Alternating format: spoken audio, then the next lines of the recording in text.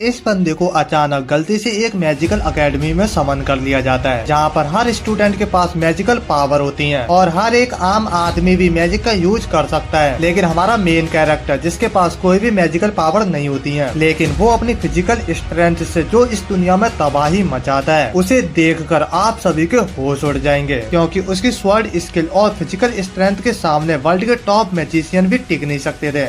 Anime की शुरुआत होती है और हमें एक अलग दुनिया को दिखाया जाता है, जहाँ पर मास्क वाला आदमी मिरर के सामने खड़ा होकर बोल रहा होता है, हे शक्तिशाली मिरर, मुझे दिखाओ आखिर कौन है वो इंसान जो यहाँ पर आने के लायक है। इसके बाद सीधा यहाँ पर एक हाई स्कूल का सीन दिखाया जाता है, जहाँ पर दो स्टूडेंट आपस में प्रैक्टिस कर रहे होते हैं और एनमा इजीली दूसरे बंदे को हरा देता है। उसके दोस्त उसकी काफी सारी तारीफें करते हैं, अरे वाह एनमा, तुम तो सच में बहुत ज्यादा कमाल के हो, पक्का कल के होने वाले कंपटीशन में तुम ही जीतोगे। एक्चुअली एनमा पूरे स्कूल का सबसे अच्छा स्वॉर्ड मास्टर होता है और काफी टैलेंटेड भी। अपनी आज की प्रैक्टिस खत्म करने के बाद एनमा जब रात में घर वापस जा रहा होता है, तो इसी बीच आसपास कुछ अजीब सा माहौल होने लगा और चारों तरफ कुछ अजीब सी धुंध चलने लगती है। अब इससे पहले कि वो कुछ समझ पाता, अचानक उसके सामने एक बड़ी सी घोड़ा गाड़ी आकर अचानक रुक जाती है, जो देखकर एनमा के होश उड़ जाते हैं। पर इसके अगले पल जब उसकी आंखें खुलती हैं, तो एक अंधेरी सी जगह पर कैद होता है। एनमा जैसे तैसे करके बाहर तो निकलता है, पर आसपास का नजारा देखकर वो पूरी तरीके से हैरान हो जाता है और बोलता है कि ये कौन सी जगह है, क्या मैं एक काफिन के अंदर था,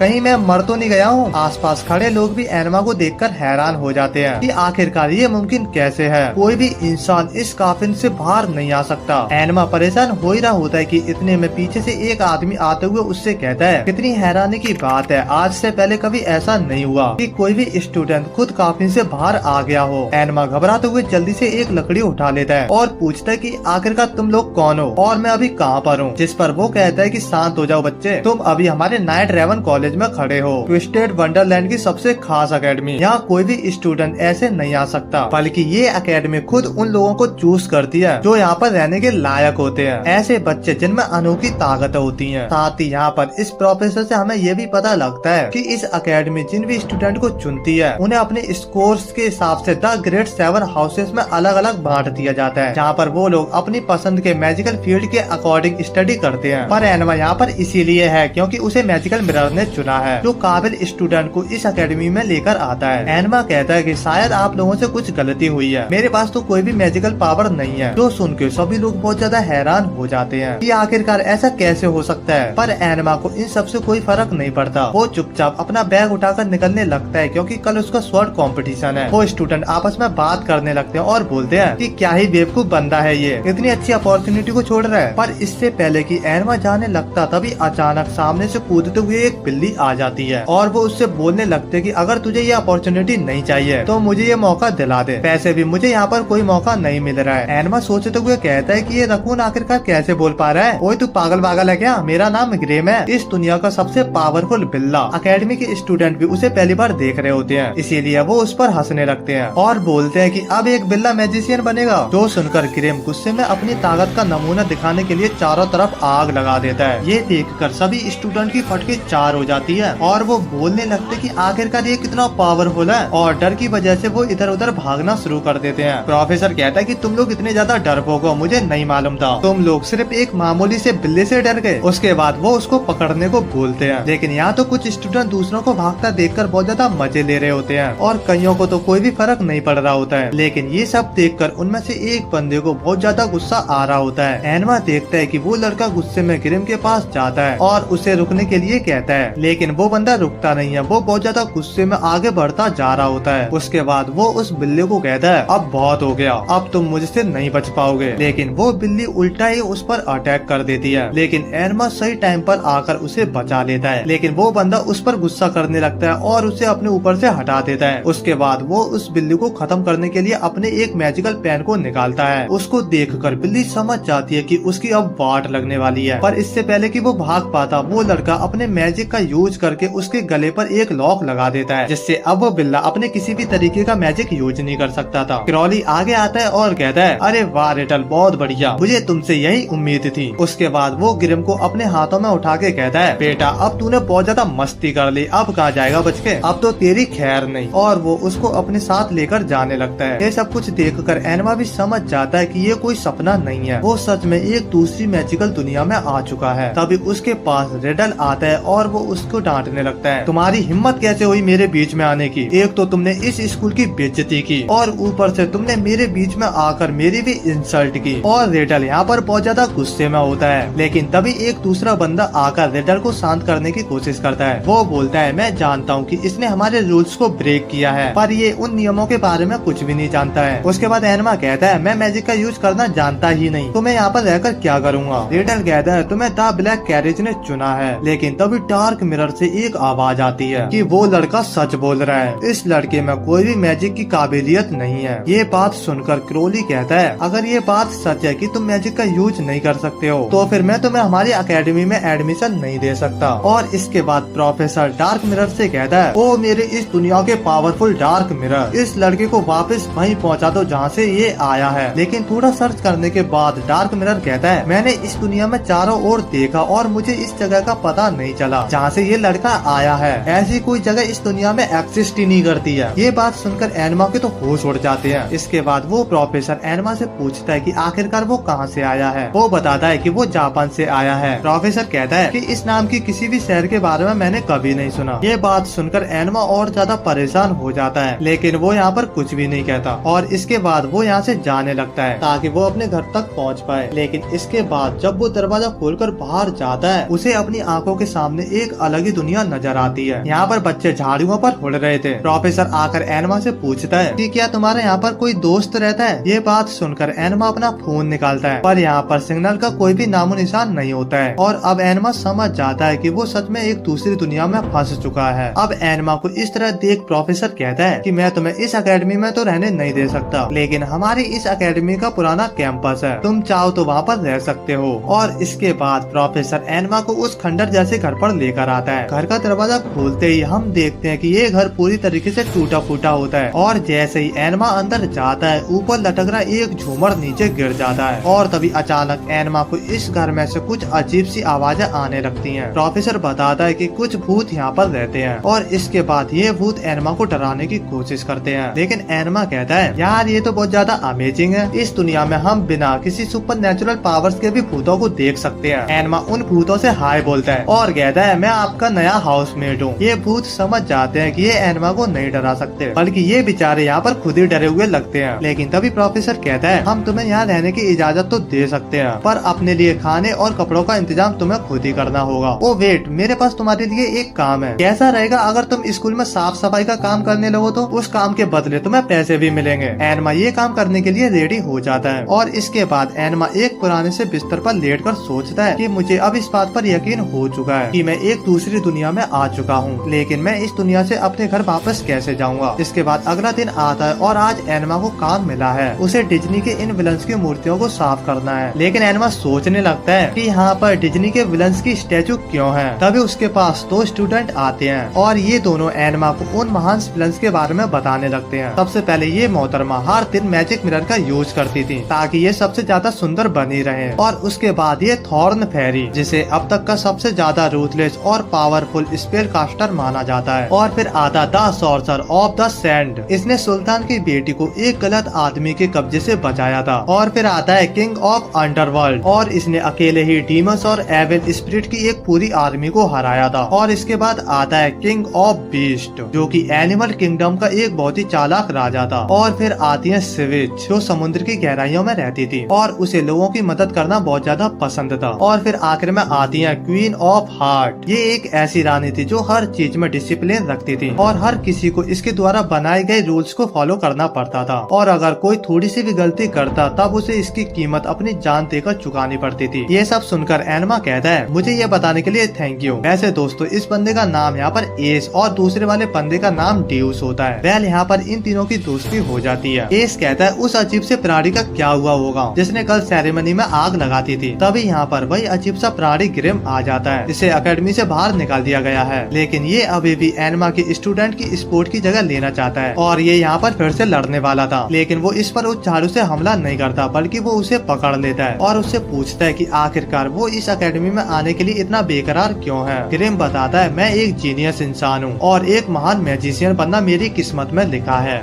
लेकिन एस को उसकी बातों पर यकीन नहीं होता। ग्रिम बताता है कि वो एक लंबे वक्त तक उस ब्लैक कैरेज के उसके पास आने का इंतजार कर रहा था, लेकिन वो ब्लैक कैरेज कभी भी उसके पास नहीं आई। इसीलिए ग्रिम खुद ही इस अकेडमी तक आ गया और उसने फैसला किया कि चाहे कुछ भी हो जाए वो अपने ख्वाब को पूरा करके रहेगा, वो हार नहीं मानेगा। इसकी बातें सुन एनमा को अपने दोस्त की याद आ जाती है और वो उससे कहता है तुम सही सोचते हो, तुम्हें कभी भी हार नहीं माननी चाहिए। लेकिन तभी एस कहता है कि बाकी सब तो ठीक है, लेकिन अकेडमी में सिर्फ वही पढ़ सकता है जिसे चुना जाता है, और क्योंकि तुम्हें चुना नहीं गया इसलिए तुम इस अकेडमी में नहीं पढ़ सकते हो। और उसकी बातें सुन ड्यूस उसे चुप रहने को कहता है और कहता है कि तुम्हें दूसरों की फीलिंग्स की इज्जत करनी चाहिए। पर इस बात पर वो बिना ध्यान दिए वहाँ से जाने लगता है। लेकिन ग्रिम यहाँ गुस्से में आ चुका था, वो एस से लड़ने का मन बना लेता है और इसके बाद वो अपनी आँख से एस पर हमला करता है। लेकिन एस अपने मैजिक का यूज करके ग्रिम की आँख को मिटा देता है और इसके बाद ये दोनों एक दूसरे पर हमला करने लगते हैं। और तभी अचानक इनकी लड़ाई के दौरान एक पुतले में आग लग जाती है। ये देखते ग्रिम वहाँ से घबराकर भाग जाता है। उसके बाद एनमा जल्दी से पानी से उस आग को बुझा देता है। लेकिन जब प्रोफेसर वहाँ आकर उस पुतले की हालत देखता है तो उसके होश उड़ जाते हैं। वो बहुत ज्यादा गुस्से में आकर इन तीनों को डांटने लगता है और वो इतनी ज्यादा गुस्से में होता है कि उन तीनों को उसी टाइम इस स्कूल से डिसमिस कर देता है। ड्यूस बहुत ज्यादा पैनिक में आकर कहता है अरे हमें अभी तो एक ही दिन हुआ था और अभी वापस भी जाना पड़ेगा क्या? इसीलिए ड्यूस प्रोफेसर के पास जाकर उनके सामने गिड़गिड़ाता है और कहता है कि प्लीज हमें माफ कर दीजिए सर। प्रोफेसर वहाँ रुककर कहता है मैं तुम्हें माफ कर दूंगा पर मेरी एक शर्त है। और अगले सीन में हम इन तीनों को जंगल में एक खंडर की ओर जाते हुए देखते हैं, क्योंकि प्रोफेसर ने इनसे कहा है कि अगर ये तीनों पनिशमेंट से बचना चाहते हैं तो इन्हें एक बहुत ही ज्यादा कीमती पत्थर लाना होगा, लेकिन इनके पास सिर्फ आज रात का वक्त है। वैसे दोस्तों इनके पीछे छुपते हुए ग्रिम भी आ रहा होता है। दूसरी ओर प्रोफेसर इस बारे में रिडल को बताते हैं और क्योंकि ड्यूस और एस उसी के हाउस होल्ड के मेंबर हैं, इसीलिए वो उनकी ओर से प्रोफेसर से माफी मांगता है। लेकिन वहाँ से जाते हुए रिडल को बहुत ज्यादा गुस्सा आ रहा होता है और बोलता है उन्होंने नियमों को तोड़ा है और इसकी सजा उन्हें जरूर मिलेगी। दूसरी तरफ ये तीनों जंगल में आगे बढ़ते जा रहे थे और फिर हमें एक गुफा दिखाई देती है जहाँ पर इन्हें वो मैजिक स्टोन मिल सकता है, पर यहाँ पर एक खतरनाक मॉन्स्टर भी होता है। वेल दोस्तों इसी के साथ हमारा ये पार्ट यहीं पर खत्म हो जाता है। अगर तुम्हें वीडियो थोड़ा सा भी अच्छा लगा हो तो इस वीडियो को लाइक एंड चैनल को सब्सक्राइब करना मत भूलना। एंड अगर तुम्हें नेक्स्ट पार्ट चाहिए तो जल्दी से एक प्यारा सा कमेंट कर दो, मैं इसका नेक्स्ट पार्ट जल्दी लेकर आऊंगा। तो चलिए दोस्तों मिलते हैं नेक्स्ट पार्ट में, तब तक के लिए bye bye and take care.